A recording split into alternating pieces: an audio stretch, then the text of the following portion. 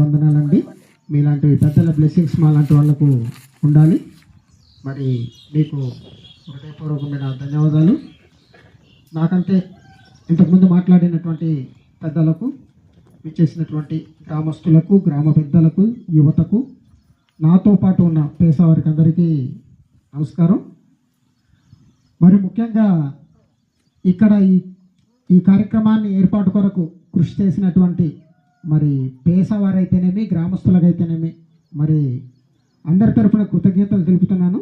మరి మాకు ఇంచుమించు ఒక 10-15 సార్లు ఫోన్లు చేసిన ఎంతో ఓర్పు కలిగిన మా పేసా ఉపాధ్యక్షులు బీఎంఎస్ గారికి నిజంగా హ్యాట్సప్ అండి.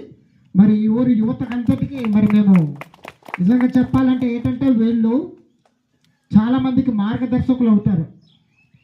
ఇది ఒక చరిత్ర అవుతుంది.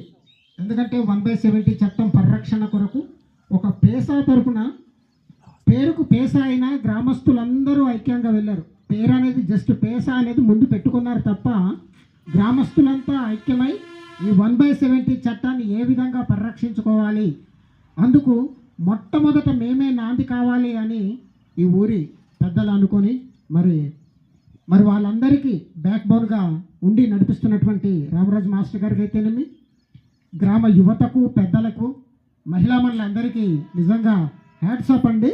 నేనైతే ఈ విషయంలో చాలా గర్వంగా, ప్రౌడ్గా ఫీల్ అవుతున్నాను.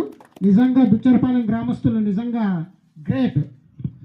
ఇక వచ్చేటప్పటికి ఏంటంటే ఈ 1/70 చట్టం కొరకు నాకంటే ముందు వక్తలందరూ మాట్లాడారు. పెద్దలు రాజబాబు అన్నయ్య గారు కానీ, అలాగే రామకృష్ణ అన్నయ్య గారు, బలరాం గారు అందరూ మాట్లాడారు.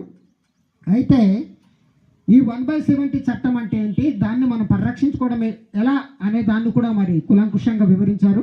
మరి చెప్పిన దాన్నే మనం పదే పదే చెప్పే బదులు దానికి జస్ట్ చిన్నది ఒక 2 మాటల్లో చెప్తాను. 1/70 చట్టం అంటే మన భూములను మనం పరిరక్షించుకోవడానికి మనం చేయాల్సింది, మన భూముల రక్షణే 1/70 చట్టం అని ఇందాక అన్నయ్య గారు అన్నారు. ఇప్పుడు ఏంటంటే మన 1/70 చట్టంలో మనకున్న మన భూములను కొంతమంది కావాలని ఇంచుమించు 1672 మంది సుప్రీంకోర్టులో కేసు వేశారు. అయితే దీనికి సంబంధించి ఒక స్టోరీ కూడా ట్రోల్ అవుతుంది.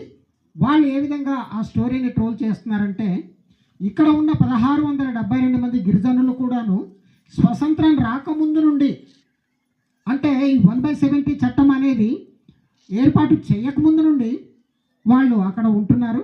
కాబట్టి ఈ 1/70 చట్టం ఉండటం వల్ల వాళ్ళు భూములు అమ్ముకోలేకపోతున్నారు. వాళ్ళు ఆ